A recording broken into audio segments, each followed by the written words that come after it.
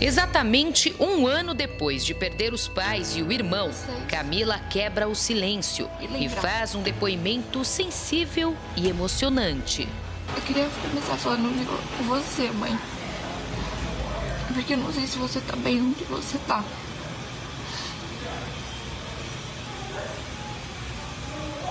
Isabela faz um desabafo. Muito importante dar uma resolução, mostrar que a impunidade ela não existe e que as pessoas que fazem coisas erradas pagam sempre pelos seus erros. Para a gente não deixar de acreditar que existe uma justiça que zela por nós. Trechos inéditos e reveladores desta senhora, considerada a mãe adotiva do assassino. E como está o trabalho de investigação depois de tanto tempo? Nossa reportagem foi uma das primeiras a chegar ao local do crime, em frente à casa onde 3 pessoas foram executadas friamente. O ator Rafael e seus pais João e Miriam foram surpreendidos por Paulo Cupertino, que disparou 13 vezes contra a família.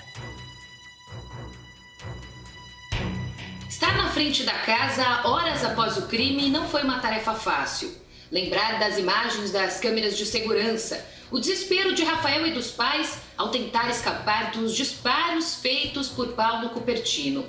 Espanto ainda maior minutos depois. Nossa equipe estava gravando na frente da casa quando o irmão de Paulo Cupertino chegou. Joel decidiu falar pela primeira vez. Por mexer com a família dele, com a filha dele. É filha dele, nunca deixou passar nada.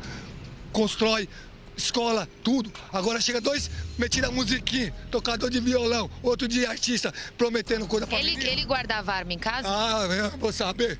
Eu não moro com ele, senhora, eu não sei. A tragédia para uma família e o fim de um puro e intenso amor entre 2 jovens.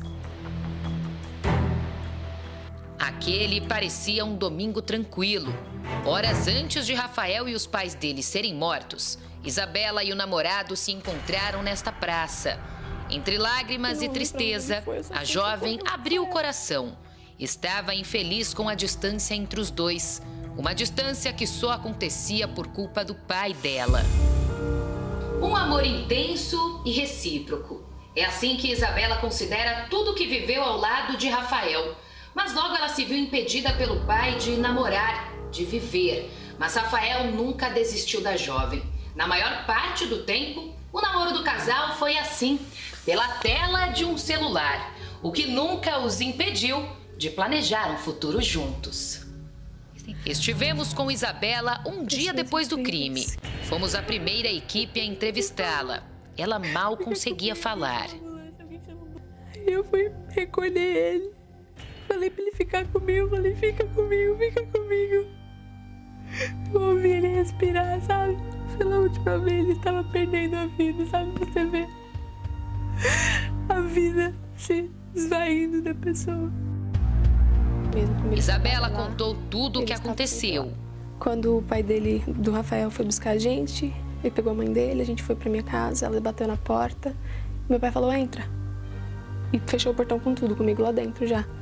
Tanto que o portão até bateu em mim, porque ele não deu nem tempo de eu entrar direito pra fechar. Ele te puxou? Não, ele fechou o portão comigo, entrando ainda. E aí eles falaram, não, calma, vamos conversar, porque eles tinham medo dele me machucar. Aí meu pai falou, conversar? O caramba, conversar nada. E atirou em todo mundo, sem nem chance de nada. E assim, no mesmo instante que ele atirou, eu comecei a gritar muito. E não vi pra onde ele foi, eu só fui socorrer o Rafael. Paulo Cupertino fugiu logo depois de matar. Aos 22 anos, Rafael se diferenciava dos rapazes da mesma idade. Já com uma carreira na televisão, ele trocava a saída com os amigos para ficar horas ao telefone com Isabela, numa tentativa de matar a saudade. Paulo Cupertino sempre foi temido na região, violento e misterioso. Levava uma vida dupla. Morava com a atual esposa e os 2 filhos numa casa próxima de Isabela. Aproveitava para monitorar a própria Isabela e a mãe dela. Eu sempre soube da pessoa que ele era, da índole dele mesmo, é o jeito ruim dele, o jeito de impedir a felicidade alheia. E eu ainda mais por ser filha, a única filha menina de 4 filhos. Talvez fosse isso. 1 ano se passou. Isabela tenta seguir a vida.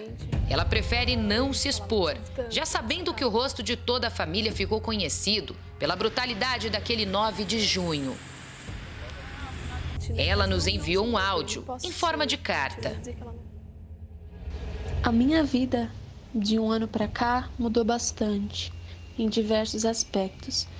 Durante os primeiros meses, depois de tudo que aconteceu, eu tive que tomar a decisão de tirar as minhas redes sociais de domínio público, porque eu sofri muito assédio, muitas pessoas me acusando de coisas que eu não fiz, muitos xingamentos, toda aquela agressão virtual que feriu muito o meu psicológico. Então eu tomei por opção me preservar e me reservar para as pessoas do meu convívio pessoal. Isabela não esconde o que mais espera de agora em diante: ver o próprio pai atrás das grades. Quem fez o que fez, pague. Porque embora eu não fale tanto, embora eu não me pronuncie mais com tanta frequência como eu costumava fazer, por uma questão de preservação, o meu objetivo é sempre o mesmo. Até para que todos nós possamos ter um pouco mais de liberdade, mas com um pouquinho mais de calma no coração, de poder viver sem ficar com esse pensamento de que um dia a pessoa pode voltar e fazer pior, ou simplesmente se reinserir na sociedade normalmente como se não tivesse feito nada, como se não tivesse causado sofrimento para várias pessoas, como se não tivesse obrigado outras pessoas que não fizeram nada de errado a mudar completamente as suas vidas. Isabela mudou o visual e fez uma tatuagem no braço para homenagear o namorado, que se foi naquele ataque covarde. Hoje, Paulo Cupertino não está na lista dos mais procurados de São Paulo. A suspeita de que ele havia deixado o país fez com que fosse feito um pedido de inclusão à lista dos criminosos mais procurados do mundo. Mas até agora... Foi solicitado o pedido para inclusão na Interpol e tal. Sim. E nós solicitamos essa inclusão. Mas ainda não foi. O senhor sabe quais os critérios também? Nós solicitamos. Foi pedido. Isso seria agora de quem cobrar para ser incluso isso? Não, foi pedida a inclusão. Agora... É difícil imaginar alguém escondido por tanto tempo. Afinal, o que pode ter acontecido com Paulo Cupertino? Será que ele mudou de aparência? De barba, sem barba, com ou sem cabelo, cabelo curto ou de boné.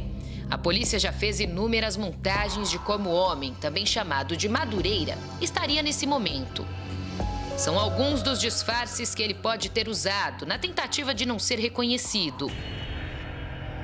Pelas redes sociais, Camila, a irmã mais velha de Rafael, publica inúmeras recordações, aniversários, encontros, os dois bem novinhos. São fotos antigas, outras nem tanto.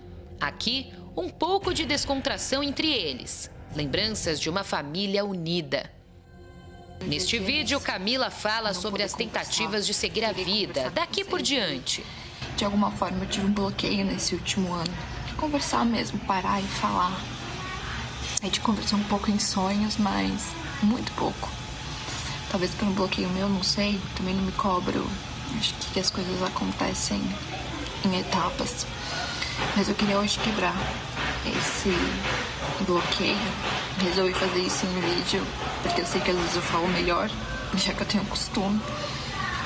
E porque acho que eu postando isso, talvez outras pessoas venham a pensar em momentos, em vocês.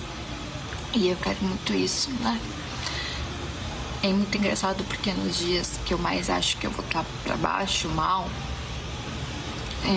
são os dias que eu mais sinto a presença de vocês, a vida de vocês, sabe? Eu não sinto...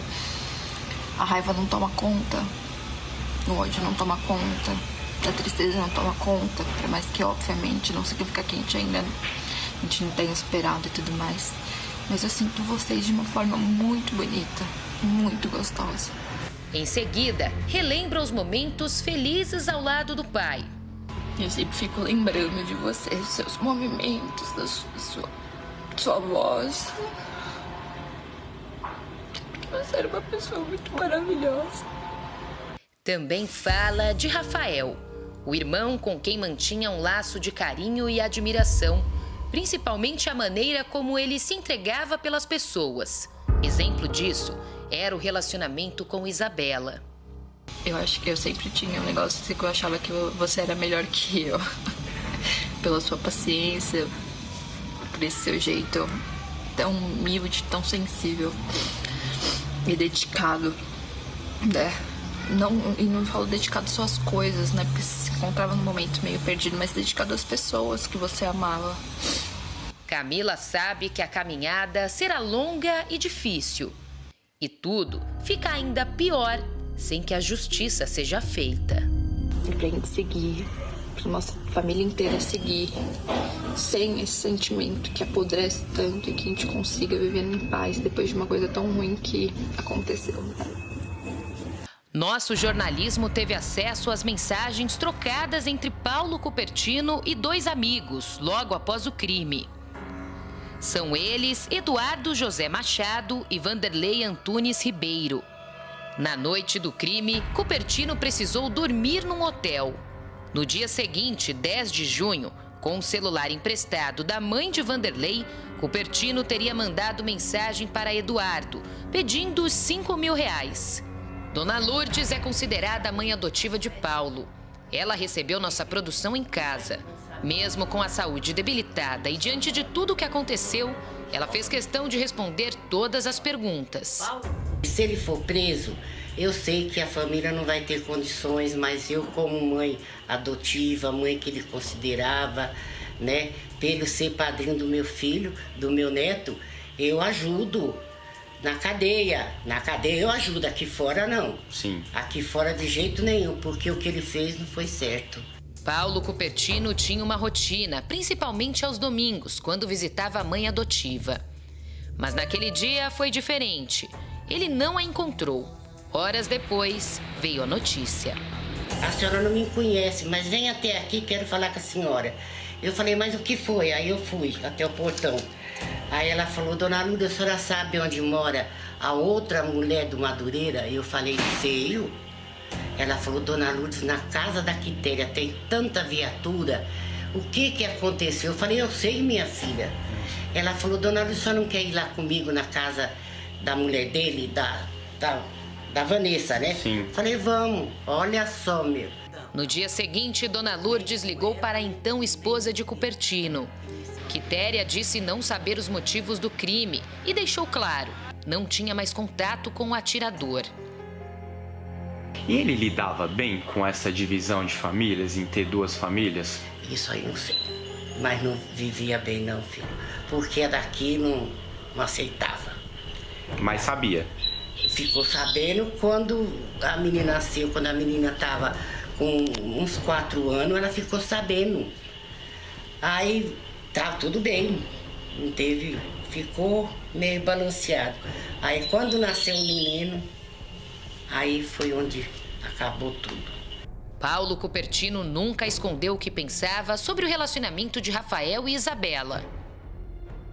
Eu falei, meu filho, deixa a menina namorar. Ela vai fazer 18 anos. Se ela namorar, deu certo, deu certo.